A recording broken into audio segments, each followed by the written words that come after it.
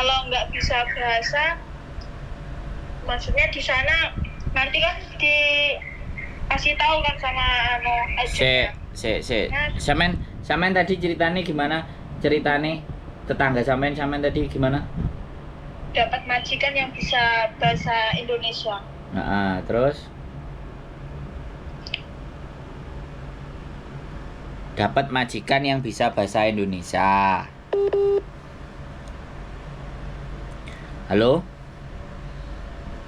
Oh, sinyalnya mentok.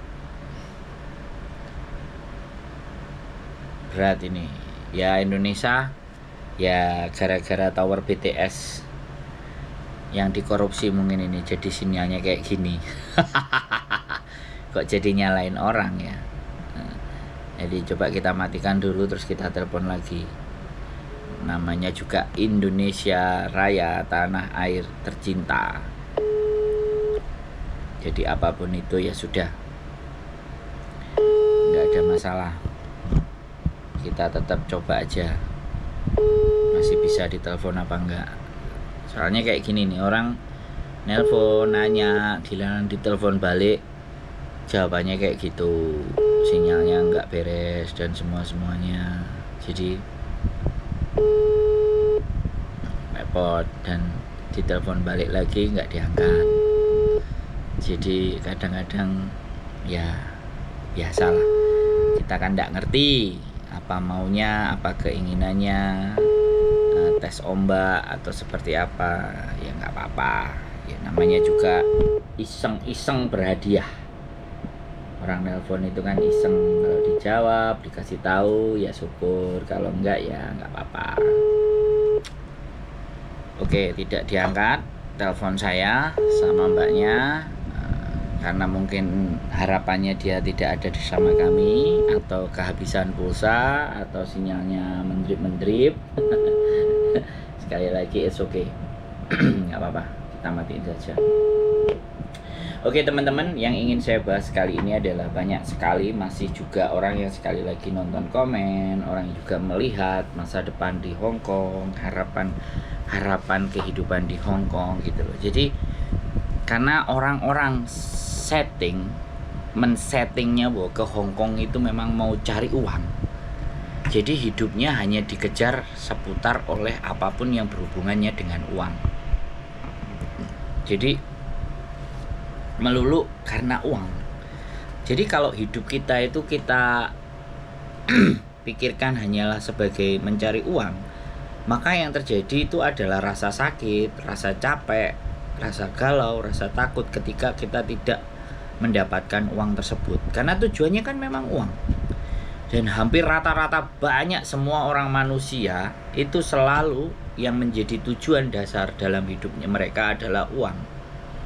Nah, makanya kadang-kadang ketika ada yang bilang, ada yang menyampaikan juga, lah apa-apa nek kowe gak duwe duit apa iso urip? Apa gak duwe duit gak bisa nyaman? Gak duwe duit gak bisa bahagia? Apa bullshit, mustahil. Nah, karena mindset yang ditanamkan di dalam diri orang-orang yang bermindset bahwa uang itu yang bisa memberikan semuanya kebutuhan, jadinya orang-orang itu mengejar itu gitu. Nah, kita garis bawahi kata mengejar. Mengejar itu kan pasti yang akan dihasilkan capek. Uang bisa dapat tapi juga capek.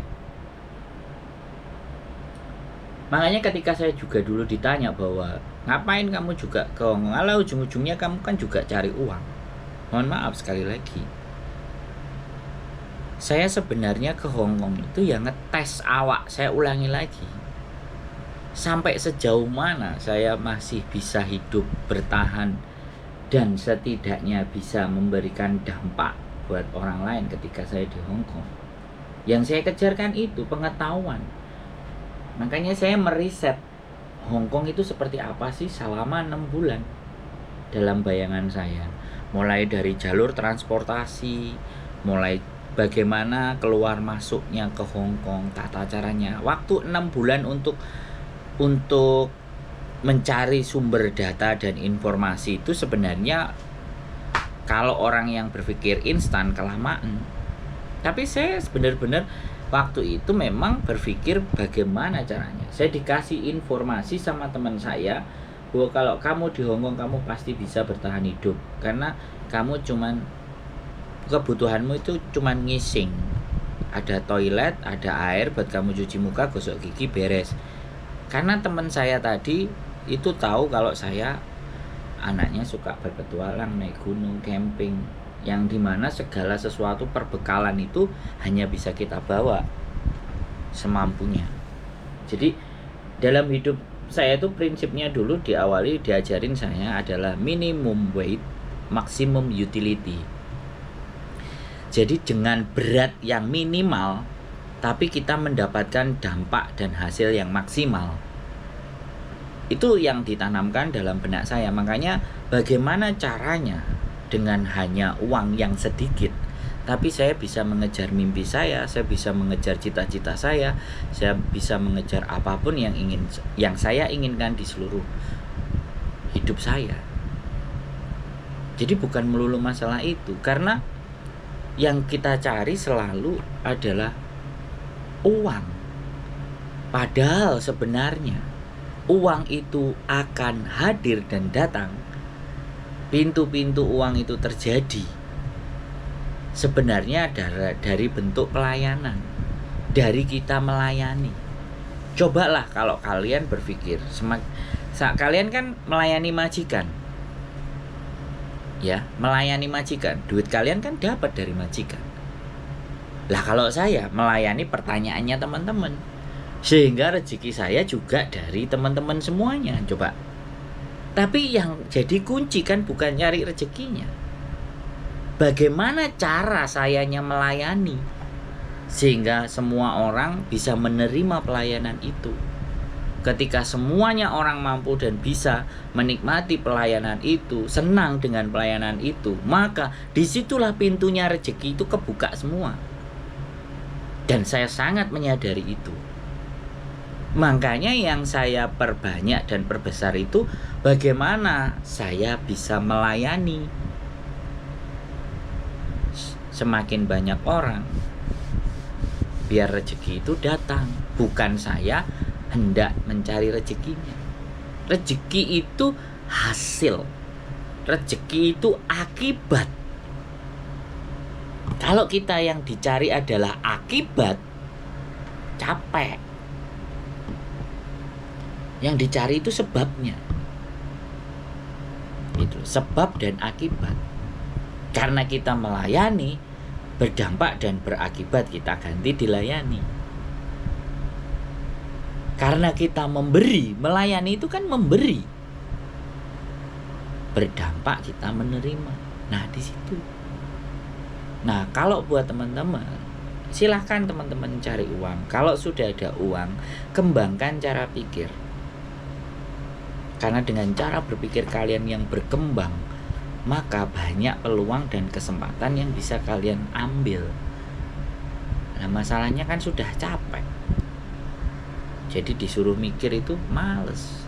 Karena malesnya berpikir tadi, akhirnya ya hidup kita ya begitu-begitu saja. Oke, mudah-mudahan dari konten ini teman-teman sudah mulai belajar untuk tidak malas berpikir dan merealisasikan cita-cita. Jadi teman-teman itu punya visi itu cita-cita, tujuan yang hendak dicapai. Nah, ketika ada tujuan yang hendak dicapai, kita harus juga punya misi. Misinya itu adalah apa-apa yang harus kita persiapkan dan apa-apa yang harus kita lakukan. Sekali lagi terima kasih, mudah-mudahan bisa bermanfaat buat teman-teman semuanya. Keep stay tune my YouTube channel and see you next video.